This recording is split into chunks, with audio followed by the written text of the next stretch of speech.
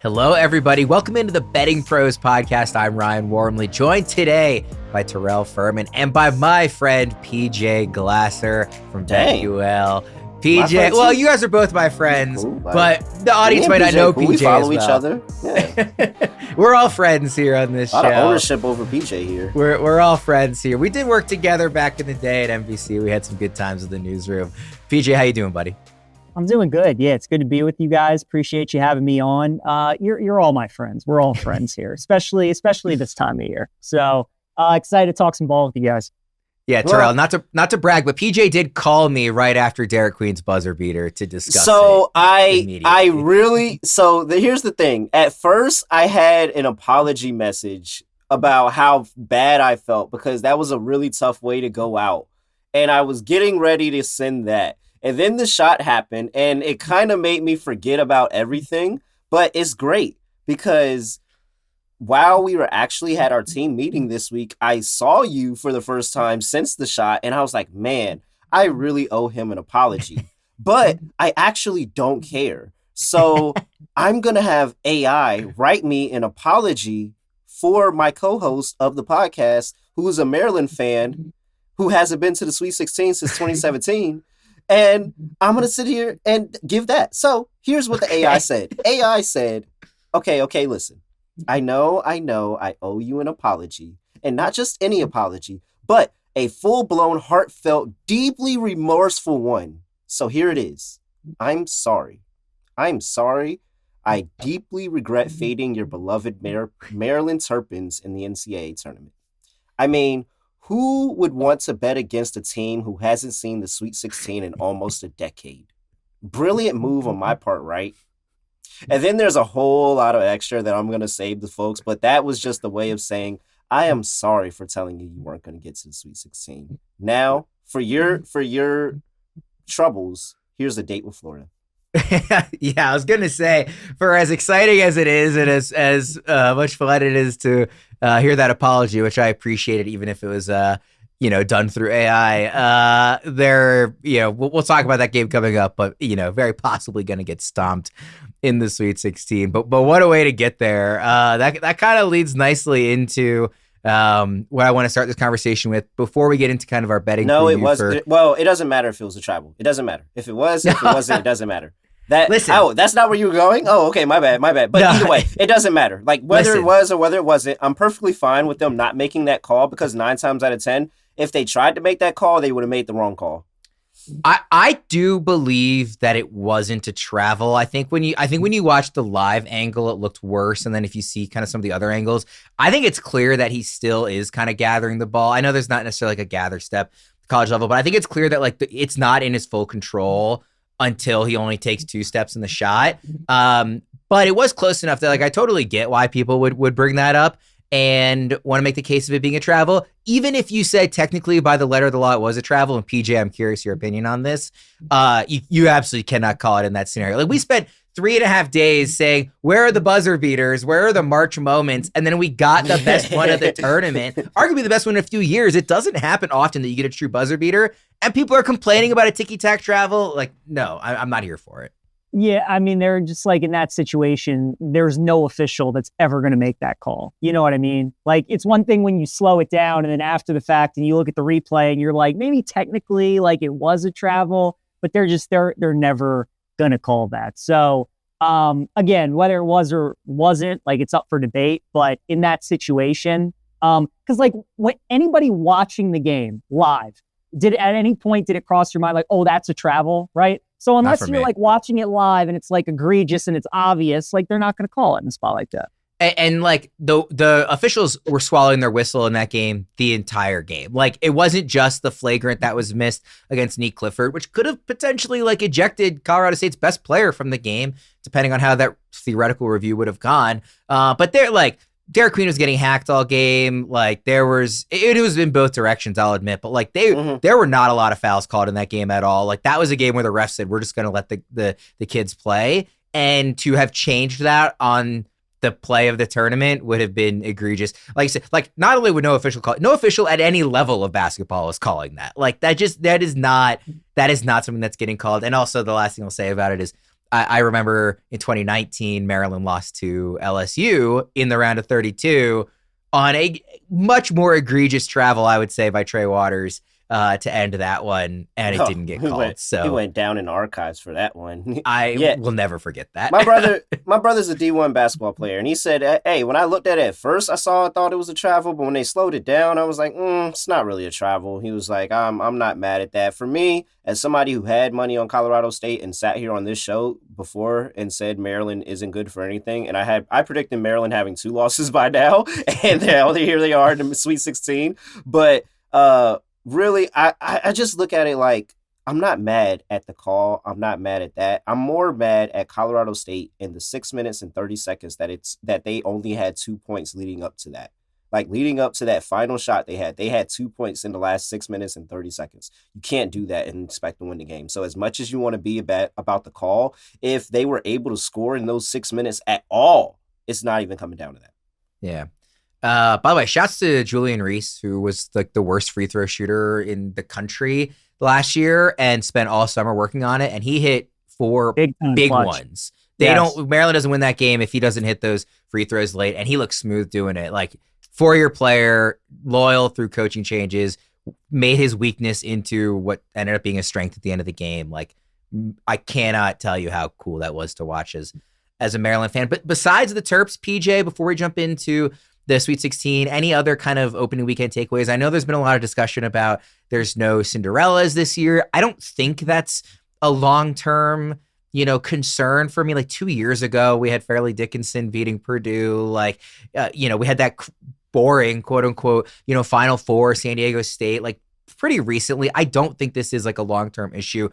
This is also the last year with these COVID seniors. Like, I to me, think it needs to happen a few more years in a row for that to be a concern to me. What do you make of that conversation? Yeah, I mean, for me, it's like, I think we're just overreacting because that's what everybody loves to do. I'd like to see a year or two more of this play out where like there's not a lot of upsets before we kind of just are coming away with this take that NIL is ruining college basketball. To me, guys, I think there's going to be a betting opportunity next year when we get to the first round, because this topic is going to come up again when the bracket comes out, and there's going to be like, there's going to be no upsets, right? It's going to be this small school out of the Atlantic Sun going up against this 5 seed in the SEC with all this NIL money, like they're not pulling the upset. And I think the lines might be bigger than what they were, right? So, the past couple of years with gambling, obviously becoming more and more prevalent in all these states, and everybody having these like trendy upsets. This year was UCSD, and it was High Point. Everybody was on these games. And not only, did these teams not win outright, they didn't cover on the closing lines. I think next year, like, there won't be as many popular upsets. And I think the betting markets there might be some value there to take some of these dogs. So that was a takeaway. And then also the SEC, just like doing well in the tournament. We've seen a bunch like these conferences that are so talked about during the regular season and how good they are and how historic. And the SEC were kind of like on their own level. But for like all of these top teams, pretty much, I mean, all these 1s and 2s and 3 seeds to make their way into the second weekend, I thought was impressive. The league backed it up, right? Like, you're not going to knock Georgia for losing to Gonzaga. Vandy had St. Mary's. They blew a lead late. And then, a bunch of these teams like Texas was in a play-in game. They really shouldn't probably been in the tournament. Oklahoma lost to UConn. So even the SEC teams that did lose, it like wasn't a shocker. But all of the top teams making it to the Sweet 16, I think the league, they certainly showed that they did a good job. Yeah, Terrell. I mean, the 4 conferences that have made it to the Sweet 16, which is the fewest ever, as has been noted by other people. It's the best team in the sport, Duke, and then the 3 best conferences in the sport, the SEC, Big 10, and Big 12. That's all that's represented in the Sweet 16. We'll dive into that Sweet 16 matchups. Actually, let's jump into it right now. So Terrell, let's start with UConn, Michigan. Or excuse me, I wrote down UConn, Michigan. I don't know why. Auburn, Michigan. I think it's because I was transferring over from last year. The number 1 overall seed was UConn. At any rate, Auburn, Michigan. The 1 versus the 5 in the South region. Just kind of early thoughts here on this. Obviously, Michigan, a team that kind of didn't finish great, but then got really hot during the tournament and has now made the Sweet 16. We know Dusty May has done this before. Auburn has been the best team for most of the season, clearly very talented, maybe a bit of a scare against Creighton, at least some resistance against Creighton. What do you make of this matchup from a betting angle, Terrell? Yeah, I haven't gotten to the window on this one just yet. I'm probably, if I'm looking anyway, I'm probably sticking with Auburn here. And just saying, one, I think that there's a difference between the SEC style of basketball this season and the Big Ten style. And I think the SEC is a little bit more physical. I think the bigs for Auburn are going to give them some trouble. But I really, really like the depth that Auburn has, and being able to bring somebody off the bench like a Pettiford and being able to score and do all that, like be that extra motion. I don't know if Michigan's going to be able to keep up with that. So I haven't gotten there yet on this one, but if I looked anywhere, it'd probably be Auburn. PJ, what do you think? I mean, Auburn, again, like had one of the best resumes we've ever seen going into a tournament in terms of some of the Q1 stats they had and then just the pure number of wins. Obviously, the SEC being the level of conference it was, like you already kind of alluded to. But again, Michigan has a coach that's been there before. Bruce Pearl, like in Auburn, it's not that it's happened a ton of times, but they have been upset. Obviously, everybody remembers Yale last year. Like it has kind of happened before in the tournament before them. Do you think kind of the dynamic duo, the Twin Towers for Michigan, can stand up against Auburn, or do you think this is a spot where Auburn kind of rolls? I think Michigan's going to play him really tough. I think Michigan has a chance to pull off this upset. I really do. I look at this team, guys, when I'm handicapping teams, I love to see what they do throughout the season on neutral floors, right? Because a lot happens during conference play when you're going at home and you're going on the road. But how does a team perform on a neutral site? Well, we all know that Michigan won the Big Ten tournament, so they did well out in Indianapolis. And then early on in the season, you look at their non-conference, all three of their losses were decided by 3 points or less. And like, this is the story of Michigan. They play everybody close. Now, they usually win a lot of those close games, but if you're giving me 8.5 with the team that just plays everybody close and an Auburn team that I don't think they're right. You know, this team, the first 25 games of the season looked like the team to beat. They were playing a different level than everybody else. They were knocking off all the top teams in college basketball. But they have gone on a little bit of a rut here. You know, you saw it against Alabama State. They weren't really crisp in the first half. They were trailing Creighton at halftime. Like this team, they're not the same. And, you know, Terrell brings up the SEC and it's fair. They did just play Texas A&M, which I think is going to help them a bunch going into this matchup. They played Arkansas and Oklahoma in the non-conference. So those are two more. So they have seen SEC teams. They know what they're going up against. And look, I mean, Dusty May, we don't talk about him as one of the elite coaches in the country. Guy's really good, man. He's really good. And he's 6-2 in March. He obviously took FAU to the Final Four. And Vlad Golden, you know, and Danny Wolf going up against Broome. Broome's obviously the heartbeat of Auburn. You throw 2 7-footers at him, it's going to make life tough for him. So I like Michigan to cover the game. Would not shock me if they pull the upset. What do you think about the total, 153.5? Yeah, I didn't do anything with the total.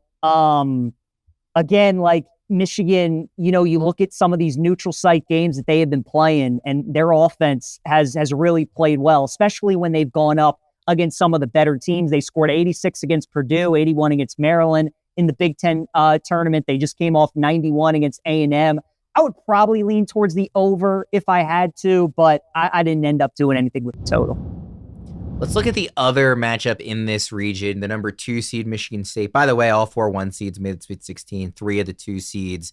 I think it was 2 of the 3 seeds and 3 of the 4 seeds. I don't have it written down here. 2 of the 4 seeds. Yeah, Maryland, Purdue, and Arizona, so 3 of them. So again, like as we talked about, not a lot of upsets, these kind of best teams really outside of St. John's, kind of the best teams like really weren't getting upset. Even like Wisconsin, like I didn't think that was like I picked BYU in that game. So again, it's going to be a lot of 1 seeds, a lot of 2 seeds that we're talking about here in these matchups. Michigan State, the 2 seed going up against the 6 seed Ole Miss. PG, I'll start with you on this one. What are your early thoughts on this matchup? Yeah, I'm leaning towards Ole Miss. I haven't bet anything yet in the game. You obviously got 2 terrific coaches in Izzo and Chris Beard. They kind of build their teams the same way, defensive-minded, toughness. That's kind of what their calling card is. I've really been looking to fade this Michigan State team, though. To me, they profile a lot like St. John's. Hall of Fame coach, great on defense, great regular season, but they can't shoot. and that obviously bit St. John's against Arkansas. It hasn't bit Michigan State yet, and I think they've been fortunate to obviously play a team out of the Mountain West and Bryant out of the NEC. But now you're going up against the SEC, and you're going up against Chris Beard, and a team with really good athletes playing really well here to down the stretch of the season. So I like Ole Miss.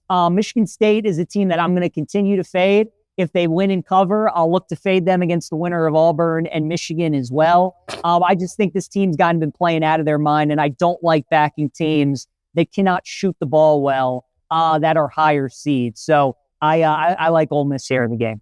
Terrell, I'm curious what you think. I could not be more in lockstep with PJ on this one. I have wanted to fade Michigan State at every opportunity and just haven't found a good chance to yet because of the matchups they've had. This feels like the right chance to do it. And as amazing as Tom Izzo is, like just in strictly thinking of the coaching matchup, Chris Beard is a superb coach. Like the off the court stuff is its own conversation, but like on the court, he is an excellent, excellent coach. We've seen him perform in the tourney before. I can't phrase it any better than PJ, which is I've been trying to find a chance to fade Michigan State, and this feels like an opportunity to do so. Terrell, what do you think? I think it is an opportunity. I think that this is the most concerned I've been for my bracket, at least because I had Michigan State going pretty far, but I also had them facing very little resistance on the way.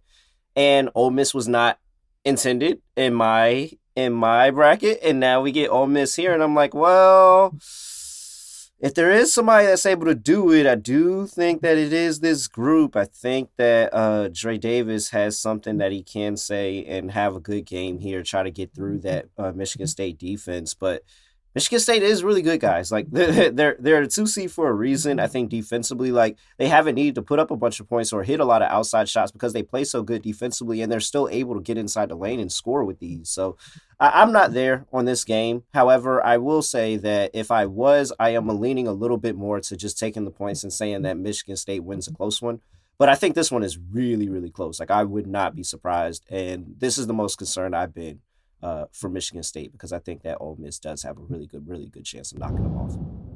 If you think you know college hoops, take your bracket knowledge to the next level with the brand new NCAA Tournament Pick'em contest sponsored by FanDuel. Pick your winners or make your predictions against the spread all tournament long for a chance to win up to $1,000 in FanDuel DFS credits, signed jerseys, and free annual BettingPros subscriptions. The best part, it's completely free.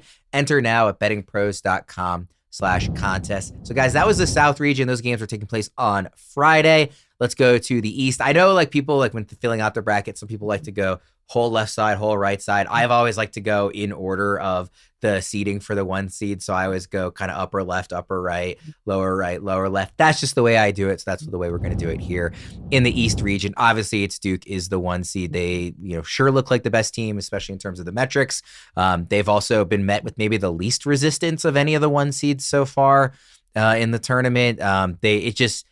It has felt like a Duke year for a while, and nothing that we've seen in the first weekend, has made me reconsider that. Having said that, Arizona's good. Also, we all know the history with Caleb Love facing Duke and what he did in the tournament a few years ago. So that's a really interesting angle to this. I do like this Arizona team. Obviously, it's the 1 seed versus the 4. So this is when we're seeds held. This game is going to be taking place on Thursday, by the way, the East region. Not on Friday. So, Terrell, I'll start with you here. Duke versus Arizona. Seems like a really fun one. What do you think about it from a betting angle? Yeah, it's fun till it's not. I haven't been able to get Arizona right all year. It seems like every single time I pick this Arizona team, I'm wrong. I went with Oregon, and that was good until it wasn't. First 5 minutes were amazing. And they were actually great. And if I could cash out the bet at the first 5 minutes, I would have. But unfortunately, I couldn't. So here we go. I just think Duke is just really, really good this year. Really, really good. I have concerns about Arizona's defense at times and their inability to even like kind of force turnovers. Like it just seems like teams have a bunch of possessions with them. And if you keep giving this Duke team chances and chances and chances to score the basketball, you don't get enough stops. You're not creating turnovers. Like at some point they're going to run the score up on you and it's going to get away from you. So I think I'm on Duke here, laying 9.5. It sounds ugly and disgusting, but they played earlier this season. Duke got it done. I think they get it done again here. Yeah, PJ, it is a big line for the Sweet 16. It's roughly in line with Ken Palm's projection. I think they have it as an 8-point Duke win in this one. I get I kind of have like a gut feeling that this one might be a little bit closer, but in no way do I expect Duke to lose, certainly. No, I like Duke to win the game. Look, I think anything that's under double digits with this Duke team, I think you got to lay it. They're kind of giving me UConn vibes that they're just better than everybody else. And I don't really know if there's going to be a team, maybe if they play Bama and they go nuclear, from 3, or if they match up with Houston potentially, or maybe Florida or Auburn on the other side, maybe one of those games are going to be close. But this team, to me, I mean, the way that they looked in the first 2 games was just a level on its own. And, the top end talent that Duke has, right? Like some of these teams in the field they have that are left, they have NBA players, they have lottery picks. I mean, Duke's got 3 of them, right? Like we all talk about Flag. Knippel's going to be a lottery pick. Malawach is going to be a lottery pick. Proctor is just a great college player, and he's been shooting the lights out of the ball the first 2 games. So these 2 teams played earlier in the year in Tucson, and Arizona's offense couldn't do much. I think Duke's defense is going to show why they're one of the best in the country in this game. So yeah, I think anything under double digits, 9.5, 9. I think I would lay it with Duke. PJ, do you think at all about the fact that Duke, like by Ken Palm, this is going to be the best opponent Duke has faced since that Auburn game in early December? If you just run down the line, the ACC was so bad. And I know this was talked a lot about before the tournament. It didn't really matter in those first 2 games. I mean, Baylor is like 30th on Ken Palm. Obviously, the 16 seed Mount St. Mary's wasn't ever going to be a challenge. Like Arizona's 13th on Ken Palm. This is the best opponent they have faced since early December. Now, the closest in terms of Ken Palm efficiency to this opponent that they faced since then is number 17 Illinois, who they obviously could beat in a way that I cannot remember seeing in a long time in that game in February. So maybe it just doesn't matter. And this team is, like you said, almost like UConn in recent years, where they just roll through it. You keep saying, well, when is this run going to end? And it just isn't. But does that cross your mind at all, PJ, just given the opponents they've faced for really the last 3 months? 100%. I mean, that's been the concern with Gonzaga all these years, right? Is that they really only play St. Mary's and don't play anybody for 3 months. That was the issue with Houston when they were in the AAC. They were playing Memphis and then they wouldn't play anybody. So that's definitely a concern with Duke. And we saw, even the teams that did make it out of the ACC, how Clemson looked, how Louisville looked. So I think it's a concern for sure. Duke's 1-3 this season in games decided by 6 points or less when Cooper Flag plays. So obviously when they played UNC in the ACC tournament, Flag wasn't available. So that's the name of the game. Can you get Duke into a 35, 36-minute game? Can you put pressure on them in the final 4 minutes? Because if you can't, you're just going to blow them out. So that's going to be, right? That's the thing that UConn never, the last 2 years, nobody could get them into those final 5 minutes. So there was just never any pressure on them to win a close game. That's the thing with Duke. That's why I think if you're going to bet Duke, to lose, if you're going to bet the underdog on the money line, you just wait until the final 4 or 5 minutes. I don't think there's any point on betting Duke at the beginning of the game, because to me, there's a lot better chance they're just going to blow out their opponent. So if you like Arizona, bet them plus the points. I get that. But if you want to pull off the upset, see how the game's going, see if they can get it into a 1-score game with 4 or 5 minutes to go. And then I think you take your chance with Zona, because obviously we've seen Caleb Love hit big shots time and time again in the tournament, and Duke just doesn't have the experience to play in those kind of games. I'm a little surprised the total on this one is 4 points lower than Maryland, Florida. We'll get to that Terps Gators game in a bit. I kind of expected a little higher and maybe a little lower on the Maryland one.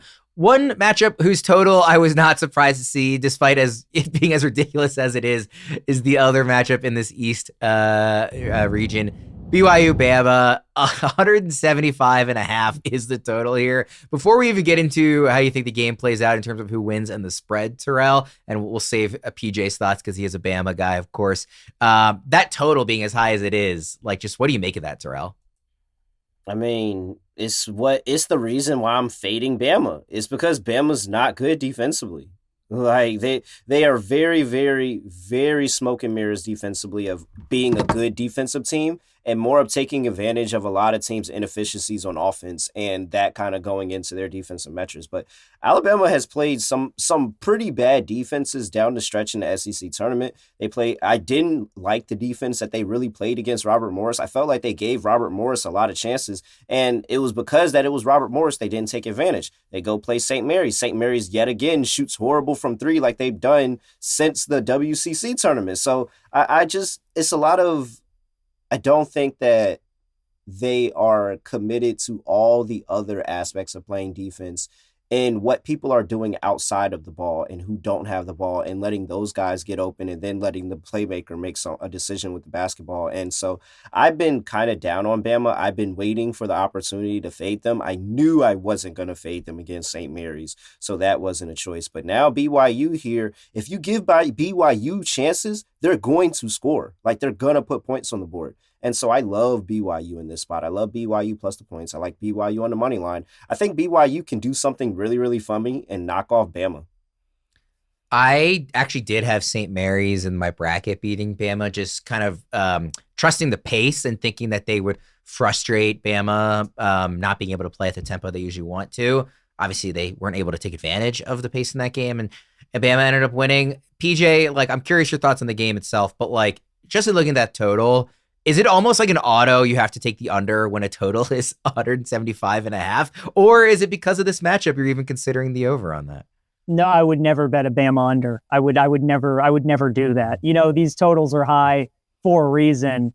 Look, I loved St. Mary's in that round of 32 game. I really thought Bama was going to lose. I thought that game was San Diego State from 2 years ago all over again when they were the 1 seed and they had Brandon Miller. And they went up against a team just like St. Mary's, you know, who was great defensively. They play at a slow pace. That's usually what a NATO team struggles with. But Terrell's point, you know, St. Mary's just can't shoot from the outside. And Bama's offense also just played an A-plus game. I mean, St. Mary's hadn't given up more than 80 points in 3 years, 105 games. Fellas, They played Gonzaga twice, usually 3 times a year, and the Zags have never even cracked 80 on them. So that just kind of tells you how good Bama's offense was when they played against St. Mary's, you know? So that I just didn't expect that. I thought they would shoot away, you know, lower percentage. So you got to give them credit for that. This BYU game's really interesting, though. Since Oates has been at Bama, when the total is 170 or higher, he's 3-0 against the spread. And the reason for that is because it's really tough to out Bama. Like, when you want to play at their pace, when you want to get into a track meet and play a high-scoring game, unless you're Florida or unless you're Auburn, you're usually not going to beat them at that kind of game. Now, where BYU can make this game interesting is the fact that Bama just doesn't force turnovers. So BYU is going to have plenty of opportunities to get shots and run their offense. And the fact that this spread is the same as the St. Mary's game is very interesting. I think, again, that St. Mary's line, it was built into the pace, would mess Bama up. And now the fact that they're playing a team that's like them is why the spread is the same. So I'm staying away from the spread. I would agree with Terrell, though. I almost think there's value now on BYU just because the game is priced the same as the St. Mary's game was. The play that I'm taking, though, is the first half over. Telling you as a Bama fan, whenever Oates is in a high-profile game like this, whether it's a tournament, whether it's a SEC game, neutral site game, whatever it is, whenever you got two great offensive teams like this, the game's always high scoring in the first half. It's always like 50-45, 49-47. Like they just always are. And I think this game is going to be the same way. So I like the first half over, 82.5, 83.5. I think this is going to be like 47-43 at halftime, something like that. But these games are usually high scoring in the first 20 minutes. So I like the first half over. Going to be a super fun start to the Sweet 16. That's the first game on Thursday. A quick reminder to tune into the Daily Juice podcast to get top picks and props across all major sports every single day in 15 minutes or less. Check out the Daily Juice on the BettingPros YouTube channel at youtube.com/BettingPros or wherever you listen to podcasts and start winning today. Guys, let's go to the Midwest region. Houston, number 1 seed against number 4 seed Purdue. I did the way I tried to differentiate my bracket from everybody else's this year was I ended up taking Gonzaga over Houston. It looked bad early. Looked like it might be fresh and late. I like Houston a lot. I was just trying to find somebody that I liked as an underdog. Obviously, 2 top 10 Ken Pom teams, so not like Gonzaga was bad, but Houston held on. They're really, really good. PG, I'll start with you on this one. Houston going up against Purdue. Can Purdue give them any trouble in the same way that Gonzaga did late, or is Houston going to just ride this to the Elite Eight at least? Yeah, no, I like Houston. I laid the 7.5 with them. I think they're a great money line parlay option as well if you just want to go that route. Purdue has one of the worst 2-point defenses in college basketball since February. And, High Point's a great offense, but obviously with the size advantage that Purdue has, they really couldn't exploit that. And then McNeese just isn't an elite offensive team, so they really couldn't either. But now you're going up against Houston, who shoots the 3 as well as anybody in college basketball. And you don't think about that when you think Houston. But I was so impressed with them, you guys, against Gonzaga, because I feel like the last couple of Houston teams would have lost that game. That was always my biggest concern with them. These teams like Tennessee, Houston, those Tony Bennett, Virginia teams, we all know they want to play slow and they want to lean on their defense.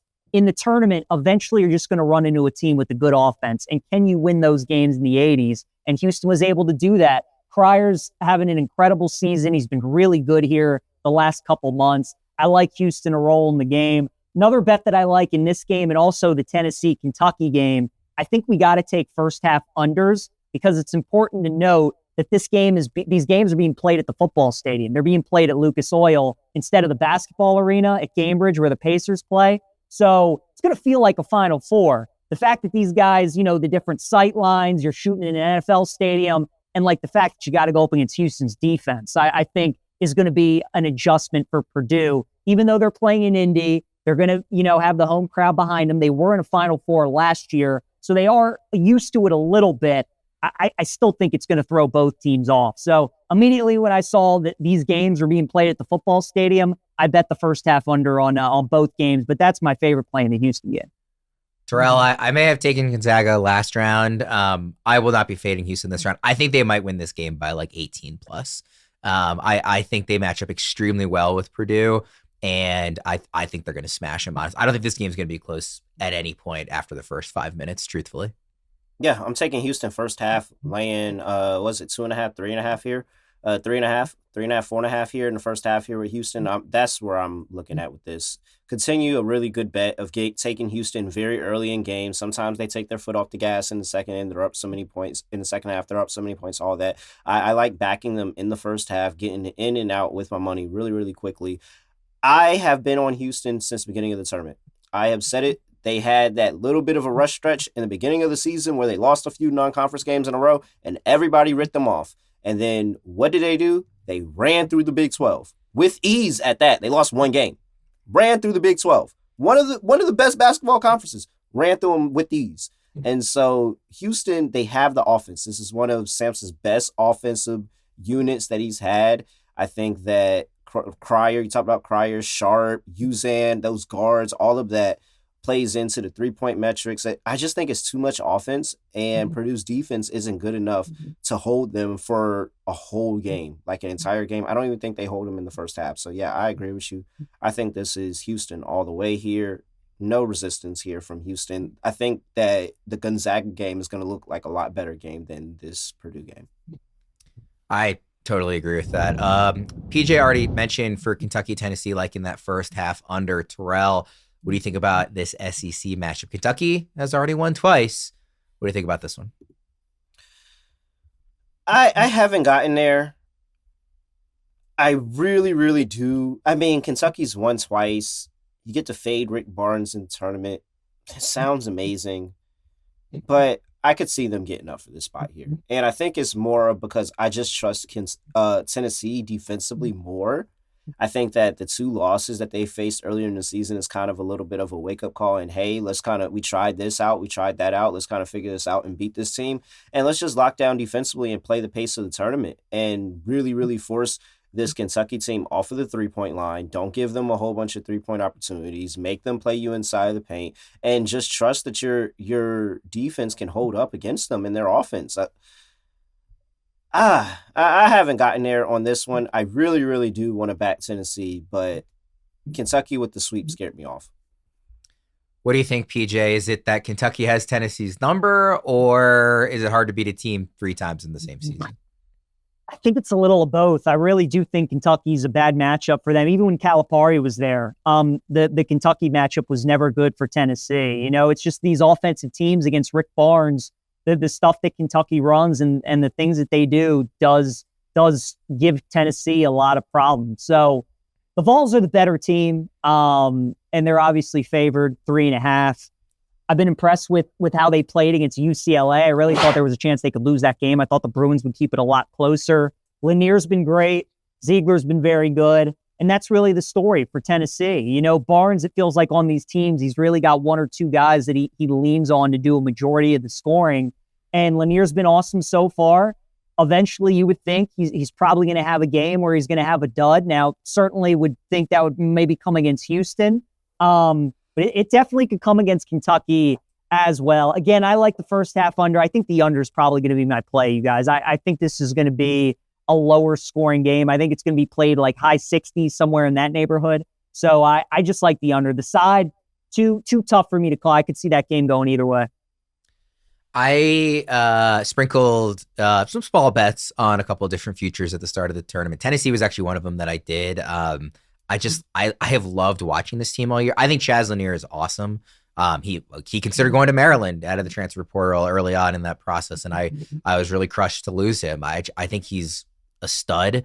Obviously, we know the history of Rick Barnes in the tournament, but I just thought this team might be a little different. Of course, now having to beat Kentucky and then Houston back-to-back likely will put a dent into those hopes, I think. But yeah, it's hard. Like I think you did a good job laying it out, PJ. Like Tennessee is the better team, but I worry, having watched those 2 other matchups already and knowing the history. Yeah, I was about to say, are they the better team? I don't know. You beat them twice. Like tough matchup, but I think better in a vacuum. But yeah, the matchup is tough. It's a fair point. I mean, it certainly scares me. Yeah. It's not enough. It's not enough to make me get to the window on Tennessee. Like seeing those 2 games, seeing Tennessee out rebound them on the offensive glass and still lose the game, getting extra possession. It's not good for me. Yeah. Let's go to the West region. Obviously, the game I'm most looking forward to. Well, actually, I'm not really looking forward to it because I think it's going to go poorly for me. Number 1, Florida versus number 4, Maryland. Worth noting, I don't know if everybody else has followed this as closely as I have because I'm obviously a diehard Maryland fan.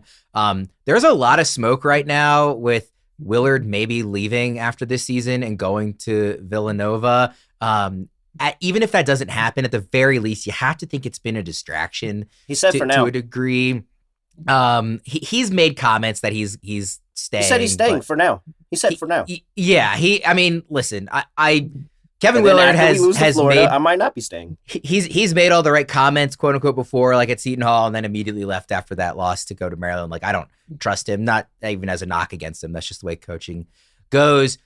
On the other hand, it's kind of a mercenary sport right now. These guys are here for 1 year anyway. Even if Willard was staying, I'm sure Jacoby Gillespie was going to get offers from Tennessee, to come replace Ziegler next year or whatever. So, like, I don't know how much it matters in terms of guys feeling abandoned. But if you are somebody who buys into the narrative of distractions, maybe making it a good team to bet against, that is something to keep in mind, even aside from the fact that they're playing a very good Florida team, but one who is coming off one of their worst performances in a while. Still won, obviously, and UConn, super well coached. But that game wasn't maybe the blowout that some people would have expected. So having said all that, PJ, kind of what are your early thoughts betting Florida, Maryland? The total is what catches my eye. The fact this opened 155 and it's gone up to 158, because I think that's the Terps' path to victory is they got to try and outscore Florida. I don't know if they can win a slugfest and try to make this game like in the 60s or maybe the 70s like UConn did. I think they're just going to have to shoot lights out. I think Gillespie and Rice and Miguel, they're going to have to hit their threes. And the start in this game is going to be everything for Maryland. They have to start fast. If they started like they did against Colorado State, they're going to have no chance. They got to rebound the ball better. That was one of my big takeaways from the Colorado State game, was just how much they really struggled to get boards. And now you're going up against Florida with Condon and Holgarden and Chinyelu. They're going to have their hands full down low. So Reese and Clean are going to have to be big on the boards. They're going to have to gain rebound. Like Rice is going to have to help out, and all these guys as well. I'm more looking at the props. Like, for people that are listening, if you can bet props in your state, I think this is a really good prop game. I like Derek Queen under 9.5 rebounds for everything I was just talking about with the rebounds. But again, high total like this, you would think there's going to be a lot of points, not as many chances for rebounds. I think 9.5 is too many. I like Walter Clayton over points. I've been blind betting that every game. You just go, if it's under 20, you go over.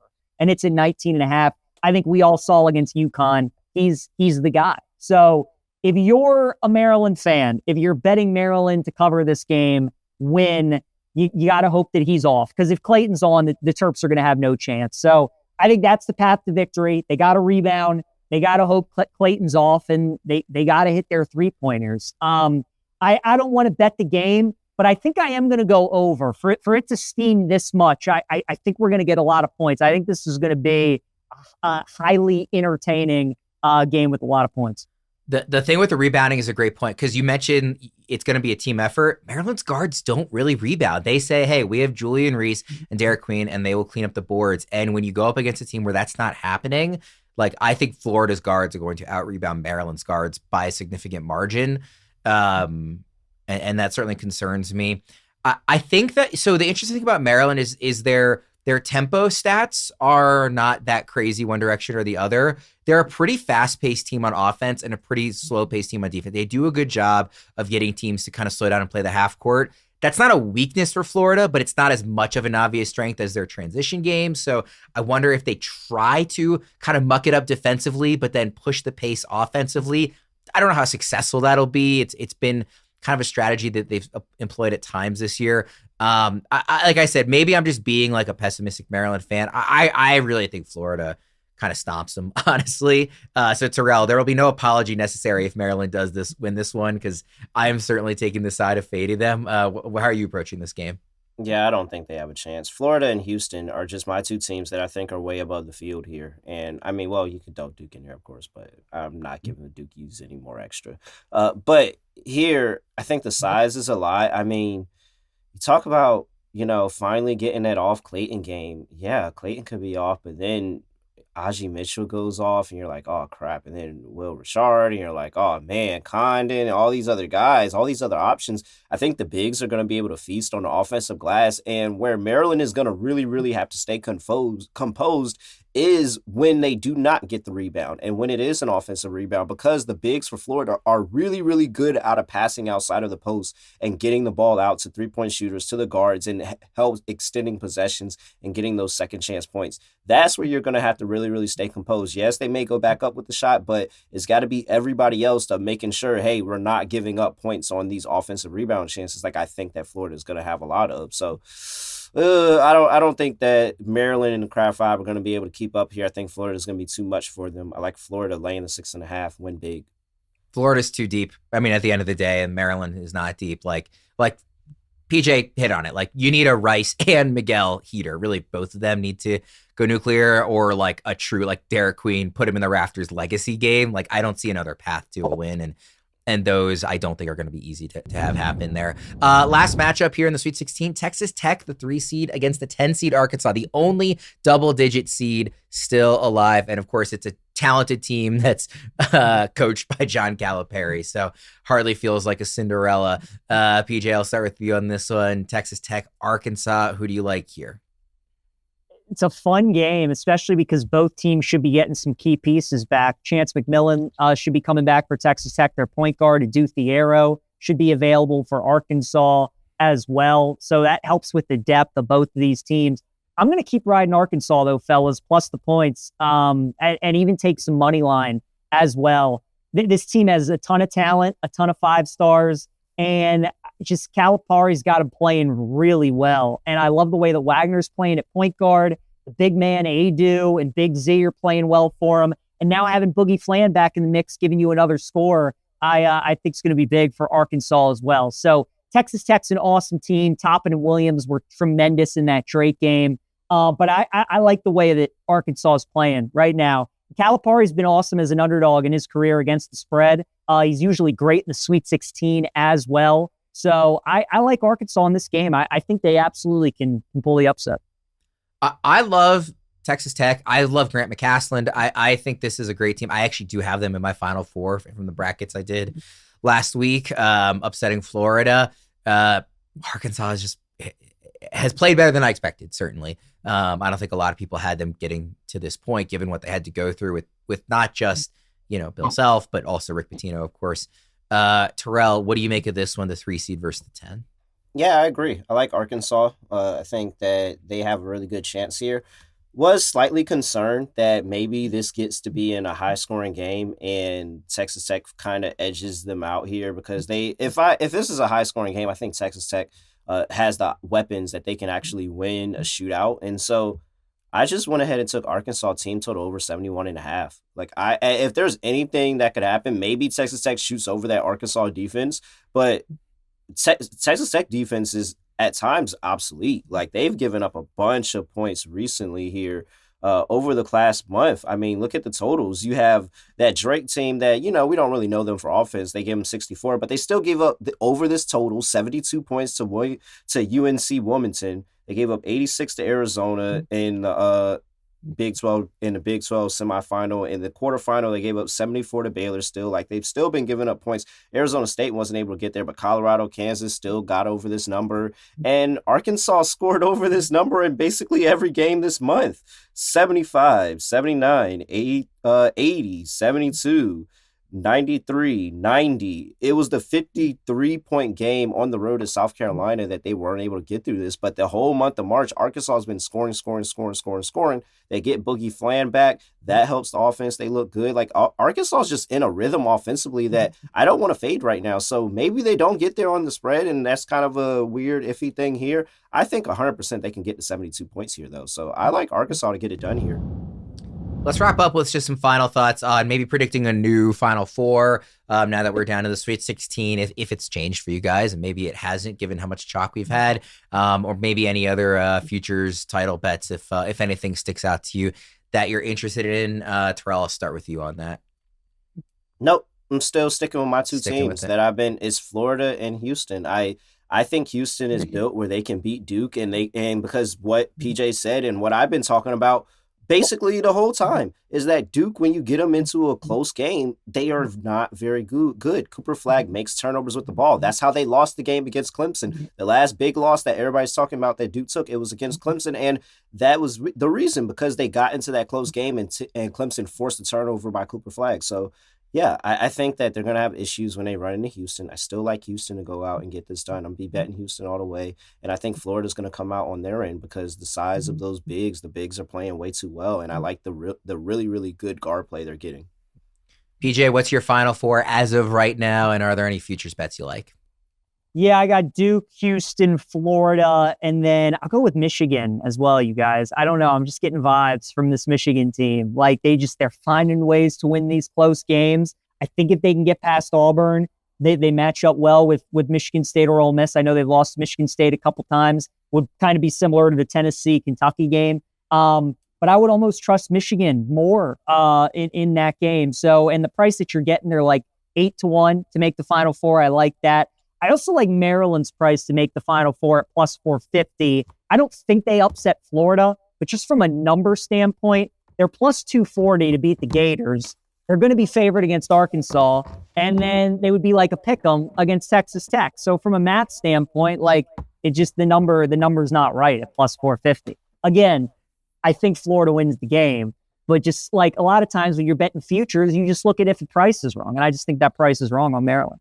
We got a pseudo walk-off from Terrell with that pick from PJ. I will say to that point, I actually agree. I don't think they beat Florida, but I think if they do, I will like be very interested in them against They're going to be a favorite against Arkansas for sure. And I think if you beat Florida, like they're going to be favored against Texas Tech. So wouldn't you like to have yourself a plus 450 going to a game where they're going to be a favorite? That's all I'm trying to say. It's borderline like, yeah, your bet. It's almost like just the money line odds on beating Florida. Because if they beat Florida, you're going to feel a lot better about the possibility of a Final Four run. So I get it from that perspective.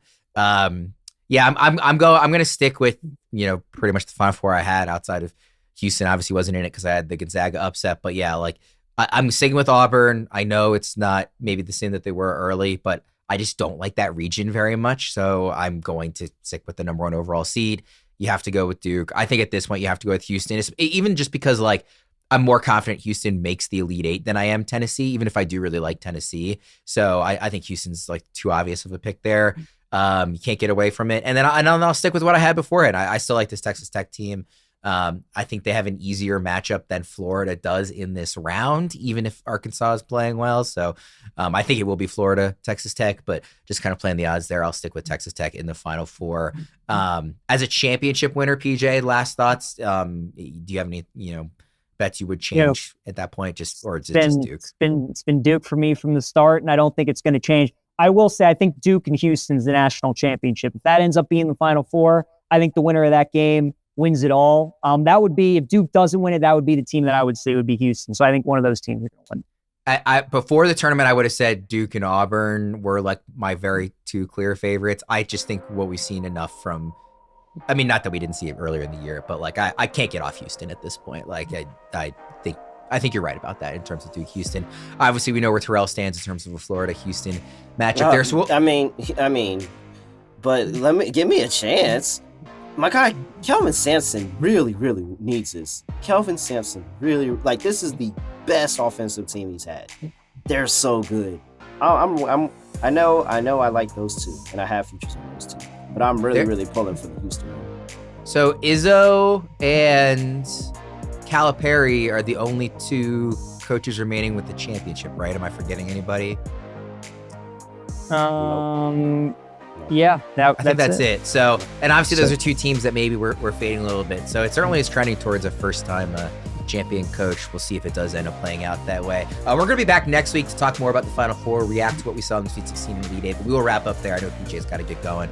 So for Terrell and PJ, thanks everybody for tuning in. Fun time breaking down the Sweet 16. Go Terps and nobody else. We'll see you again next time.